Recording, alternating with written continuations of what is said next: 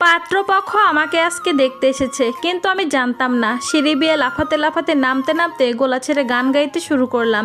গানটা অবশ্য আমি আগে কোনোদিন শুনিনি, একটু আগে রিলস দেখছিলাম তখন শুনেছি।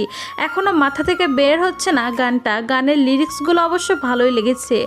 আমার মনটা যে আজ এলোমেলো কি করি বলো না, চারিপাশে দেখি কত রূপসী ললনা, ওদের মাঝে পাই না খুঁজে আমার প্রিয়া মুখখানি, একটু হালকা মেরেছি ভাই লাল পানি, একটু হালকা মেরেছি ভাই লাল পানি।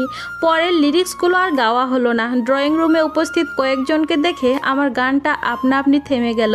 নিজের পা থামাতে গিয়ে ব্যালেন্স রাখতে না পেরে 3টা সিঁড়ির উপর থেকে ধপাস করে নিচে আছড়ে পড়লাম। মাথাটা একটু তুলে সামনের দিকে তাকিয়ে দেখি আমার আব্বু আম্মু, দুজন আব্বুর বয়সী ভদ্রলোক আর একজন গম্ভীর হ্যান্ডসাম পুরুষ।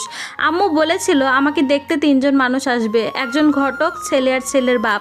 আমি বুঝতে পারলাম এরাই সে 3জন। আজকে যে আসবে সেটা কেন আম্মু আগে বলল না। আমি নিচ থেকে উঠে সিঁড়ি বেয়ে দৌড়ে উপরে পালিয়ে যাওয়ার প্ল্যান করলাম। যেই না দৌড় দিতে যাব অমনি আবার ঠাস করে পড়লাম সিঁড়ির ওপর। মান ইজ্জত আজ সব শেষ। ইচ্ছে করছে ফ্লোর ভেঙে আন্ডারগ্রাউন্ডে চলে যেতে, যদিও আমাদের বাড়ির নিচে কোনো আন্ডারগ্রাউন্ড ফ্লোর নেই। আমাকে এখানেই সকলের সামনে থাকতে হবে। একজন আঙ্কেল দ্রুত পায়ে এগিয়ে এসে আমাকে টেনে তুলতে তুলতে বললেন, আরে মা, দেখে শুনে হাঁটবে না, দুবার করে পড়ে গিয়ে ব্যথা পেলে, হাত পা সোজা করে ঝাঁকি দাও তো মা। আমি লজ্জায় শেষ, তবুও চোরা চোখে আব্বু আম্মুর দিকে তাকালাম।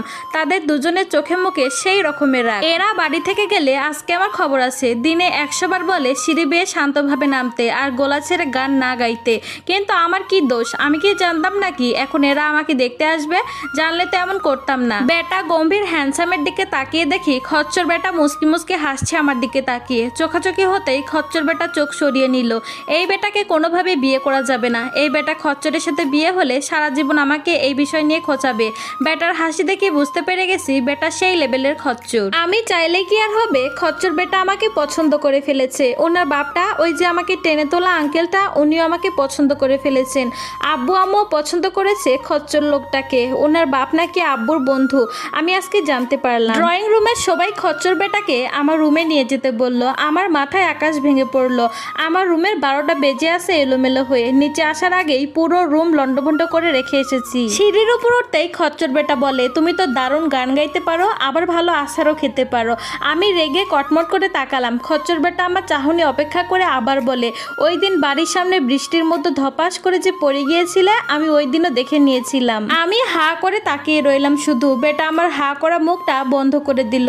আমি তবুও বড় বড় চোখ করে তাকিয়ে রইলাম। তার মানে খচ্চর বেটা আমাকে অনেক আগে থেকেই চিনে। এই গল্পটা ফেসবুকের টাইমলাইন থেকে নেওয়া। গল্পটা আমার অনেক মজা লাগছে, যার কারণে ভাবলাম আপনাদের সাথে শেয়ার করি। ভালো লাগলে অবশ্যই লাইক কমেন্ট করে পাশেই থাকবেন। আর এরকম গল্প যদি আরও শুনতে চান অবশ্যই কমেন্ট করে জানাবেন। আল্লাহ হাফেজ।